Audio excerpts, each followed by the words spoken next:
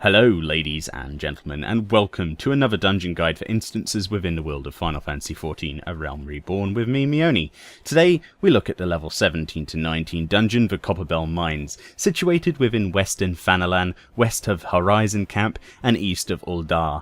This is a particularly interesting dungeon and will be the third dungeon you encounter within the game. So let's have a look at the dungeon. Now you must be on the level 17 story quest to actually be able to be attuned to queue for this particular dungeon, but simply follow your story quest and you shall be on it with no problem at all. This dungeon will take anywhere from 15 to 20 minutes on average because it is quite heavy AoE packs and indeed quite a lot of trash in between the bosses. So we're going to skip ahead a lot of the trash. A lot of the trash packs are very simple trash packs, which you may be familiar with by now from the other two previous dungeons. However, there are a few tactics and strategies which we must pay attention to. So let's have a look at those. So the first thing you will notice about the CopperBell Mines is indeed it is, well, a mine shaft. And indeed, as a mine shaft has in real life as well, it has several stages. Now indeed there are 3 floors that we are looking at here in the entirety of the dungeon. In each floor has a different boss upon it. So there are 3 lifts for the whole dungeon. Be minded that if you miss a ride with a lift of your party, one person will need to operate the lift and come back up for you. So don't be a dick and press the lift down before everyone's on it, otherwise you'll waste an absolute ton of time. There will be random Spriggan enemies that will be wandering about the mine, so be on the lookout for any that you come your way. Make sure your tank picks them up straight away during the fight, as they are extremely hard hitting and they do patrol, so watch out for obviously pulling your packs. Make sure you don't pull them with it, otherwise you're going to have a bit of a painful AoE fest on your hands. There's also the Hecton Chair Stone Haulers. These guys pop up in various crevices. You cannot put them to sleep and they are immune to CC, so make sure your tank does pick those up as well, otherwise you are in a bit of trouble. Another element of CopperBell Mines is the familiar by now from the previous dungeon, the Tamtara Deepcraft, the idea that you need items to unlock certain areas of the rest of the dungeon, and it is no different in CopperBell Mines, only this time we're using blasting devices and fire sand. Fire sand is basically acquired from killing the bomb creatures nearby to the plunger, and once you have enough of it you can place it in the actual bomb next to the wall that will be blown up and press the blasting device nearby to unlock that next area of the dungeon. It just means that a bit of backtracking to the previous room to kill that fire bomb creature, which you thought you could skip, is actually something you need, and there are a certain requirement of those blasting powders. I think it's 4 to unlock each of the things, and you will encounter these throughout the entirety of the dungeon. Anyway, let's move on to the bosses. The first boss is Kotos. So before you fight Kotos himself, you must first be in this sealed room and indeed fight a few waves of monsters. The trick here is to make sure your tank picks up as many as they can by focusing on killing them one by one, or you could simply use the Conjurer ability or various other abilities to knock them back into one place and AoE them down, which can be faster and is definitely recommended if you do have a Conjurer or the ability to do that.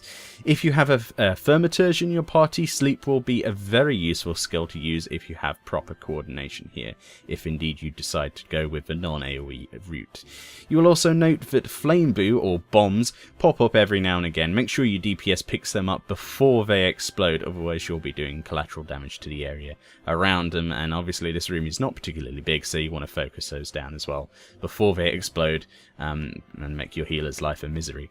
Kotos himself is not exactly that difficult when he finally shows up. Make sure your tank positions him to face away from a party, as he has some particularly nasty normal white hit cleaves and indeed obviously conal attacks that should be familiar with the rest of the bosses in the previous dungeons by now. So indeed, like the other dungeon guides, and indeed from this one more often than not onwards to the rest of the game, I will not be going through every single trash pack in the world, only explaining the basic things and if there's anything special that I need to cover on trash, like I already have. So we're going to skip on to the bosses now. So the next boss is, and obviously the next level down through the mineshaft, is the Icarus Ire. This one is quite infamous from 1.0. This is the CopperBell Ooze boss. And this one is in particular very special indeed, and introduces you to different boss tactics and indeed a different idea of how you actually defeat a boss. Okay, so the biggest thing you need to know about Icarus Ire is he is absolutely invulnerable to any damage that you can do to him. Well, hey, the first boss with a real mechanic, yeah? Well, It's always fun to watch people try and burst Icarus down and use like limit breaks and stuff, but do not use them, please. Do not use them.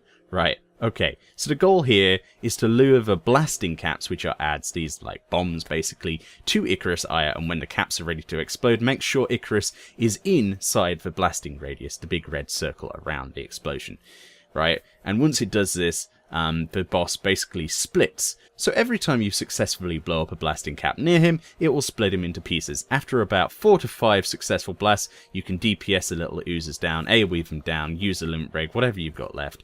And that is the end of the boss. It is as simple as that. It is a nice, friendly introduction to a boss that doesn't really have any explanation. It's something to work out, but has a specific mechanic. And I really like it. There's been a lot of parties I've been in, especially this weekend, where I've just seen people basically try and nuke him down.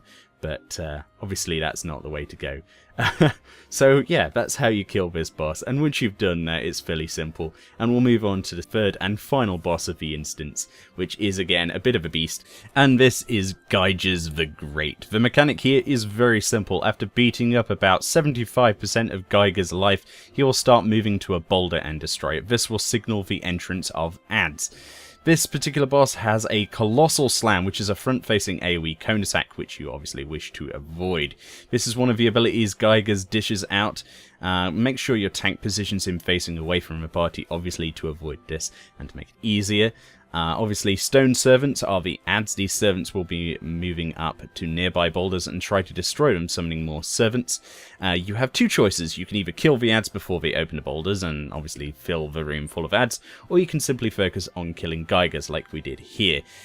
Basically, you can kill him before the adds actually come back from the boulder and actually become a threat, which is obviously what we did here. But if you are low on DPS, obviously it would be in your best interest to kite Gyges over to where the adds are, and obviously split your DPS between them and kill the adds down as fast as possible to prevent them actually overwhelming you. But obviously, you know, this is all dependent on your party's DPS and healing capabilities, but obviously this is your choice. And that's simply the only tactic for Gyges, but it's the idea of a choice between how you defeat him results in many different situations and results from that.